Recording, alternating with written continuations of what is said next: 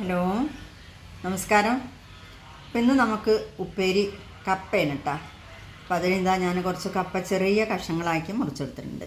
നമ്മൾ ഉപ്പേരി കഷ്ണത്തിൻ്റെ പാകത്തിന് മുറിച്ചെടുത്തിട്ടുണ്ട്. ഇത് നമുക്കൊന്ന് പുഴുങ്ങിയെടുക്കണം. അപ്പോൾ നമ്മുടെ ഉപ്പേരിയുടെ കപ്പ ഞാൻ പുഴുങ്ങിയെടുത്തിട്ടുണ്ട് കേട്ടോ.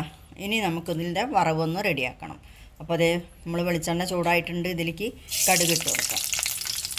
അപ്പോൾ നമ്മളെ കടുക് നന്നായിട്ട് പൊട്ടിപ്പൊരിഞ്ഞിട്ടുണ്ട്. ഇതിലേക്ക് നമുക്ക് 2 അല്ലി വെളുത്തുള്ളി, 4 ചുവന്നുള്ളി,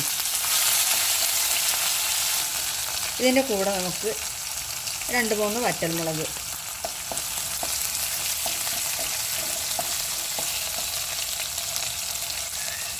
പിന്നെ അതേ ഞാൻ ഒരു 3 പച്ചമുളക് എടുത്തിട്ടുണ്ട്. പിന്നെ നമുക്ക് കറിവേപ്പില. അപ്പോൾ നമ്മൾ മുളകും ഉള്ളിയെല്ലാം കൂടെ നന്നായിട്ടൊന്ന് മൂത്തിട്ടുണ്ട്. ഇത്രയും മതി. ഇതിലേക്ക് നമ്മൾ നേരത്തെ പുഴുങ്ങി വെച്ച കപ്പ ഇട്ട് കൊടുക്കാം.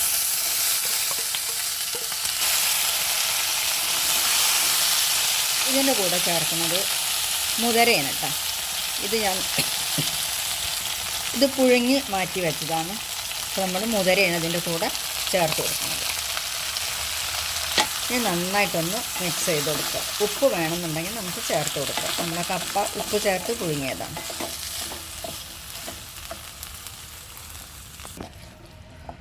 അപ്പോൾ ഇത് നമ്മളെ ഉപ്പേരി റെഡി ആയിട്ടുണ്ട്.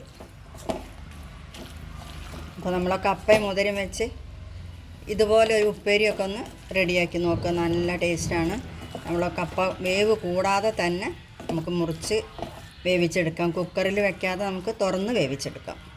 അപ്പോൾ നമ്മളെ ഉപ്പേരി റെഡി ആയിട്ടുണ്ട്. അപ്പോൾ നമ്മളെ ഉപ്പേരി നമുക്കൊരു പ്ലേറ്റിലേക്ക് മാറ്റി കൊടുക്കാം.